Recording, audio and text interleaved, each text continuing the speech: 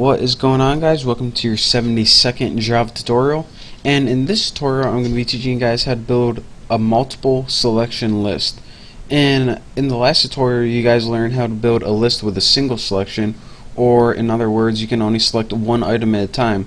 But in this tutorial I'm going to be building a program where there's a list on the left with a bunch of items, and there's a button in the middle, and when you select a bunch of items on the left and click the button, it moves it to the right. So it's going to be a pretty cool tutorial. And actually the cool thing about this tutorial is all the hard stuff we need to do is already built into Java, so I just need to teach you the methods.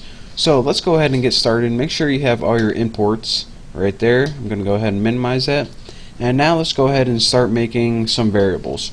We need two lists and a button to start out. So private J list, and the first list I'm just going to name left list, since this is going to be on the left hand side, and I'm going to make another one identical to this, but I'm going to change, can't keep talking, I'm going to name this right list, since this is the list that's going to be on the right hand side.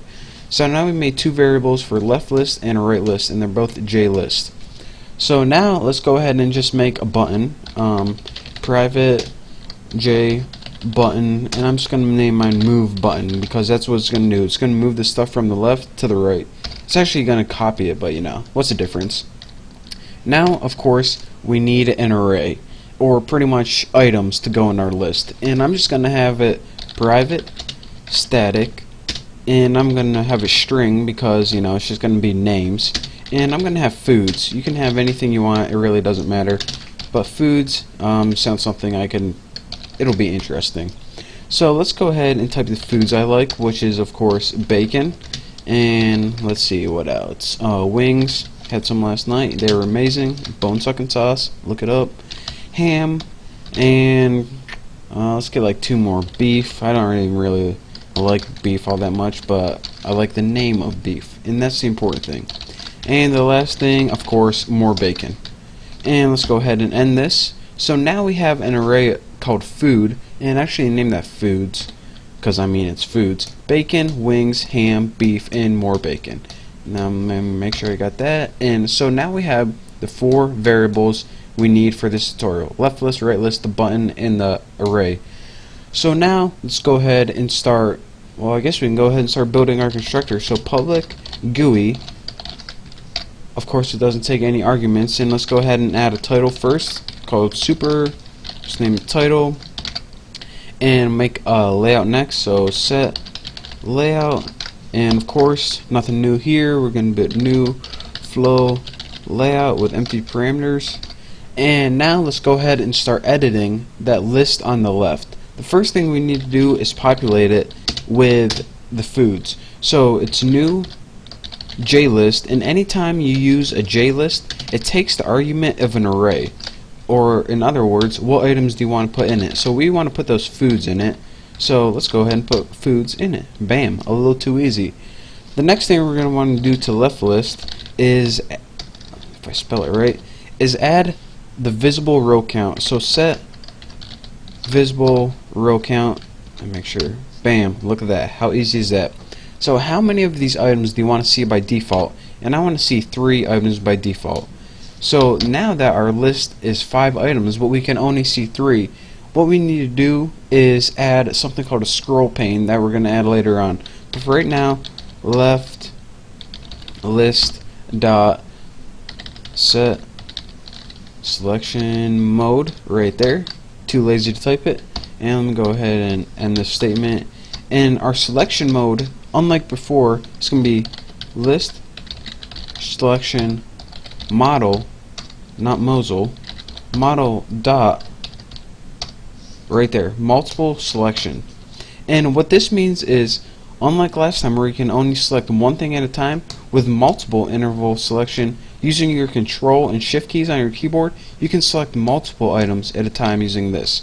So now the last thing that we need to do to our left list is add it to the screen, and also, like I just told you guys before, we need to add a new J scroll pane right here. And what this allows you to do, if we add the left list eventually, is it allows you to have a list bigger than default viewing, and it pretty much just put a scroll bar on your list. That's what I'm trying to say. It pretty much puts a scroll bar on your list. So now we did our left list. So now all we need to do now is make our move button and right list. So go ahead and put move button and set this equal to new J button, and make sure you have a space in between there. And the parameters for this is the text you want to appear on the button. So I'm just going to have move and a little arrow, just like that, so we know that we're moving from the left to the right. So now we can go ahead and add action listener, in other words, functionality to this move button. So move button dot add action listener, awesome. And of course, this is going to have an inner class because it's a lot easier. So inside your add action listener parameter, just go ahead and make a whole new class called new, not boo, new action listener, just like that.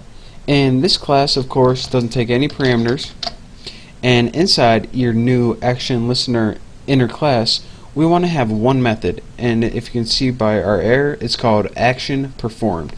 So let's go ahead and add public void action performed. Make sure I spelled it right. P-R-F-O-R-M-E-D. Looks good. And as your parameters for this, just write action event. Bam. This is a little too easy. That's the only problem with it.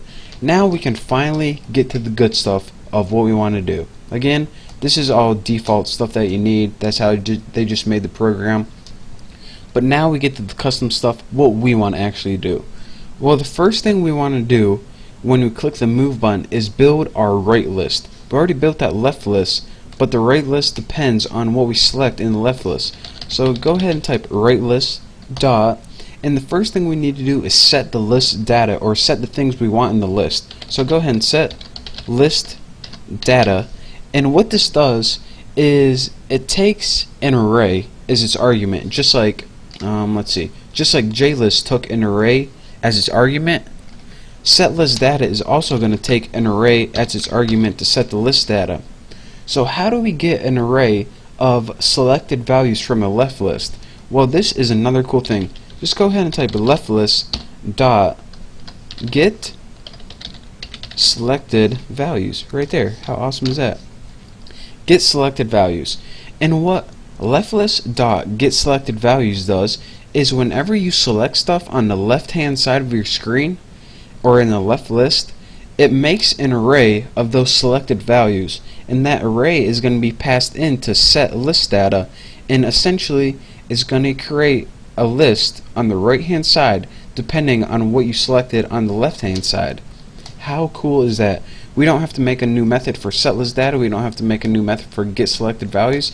Everything's already built in method. So that is, it's just awesome. So now that we made this button and we added some functionality to it, let's go ahead and do one last thing, and of course we need to add it to the screen. So let's just go ahead and click add move button, and now our move button is added to the screen. So in the next tutorial we're going to be finishing up this program and actually building a right list, and you'll see what I mean in the next tutorial. So for now, I guess I'll see you next time. Thank you guys for watching. Don't forget to subscribe, and I will see you soon.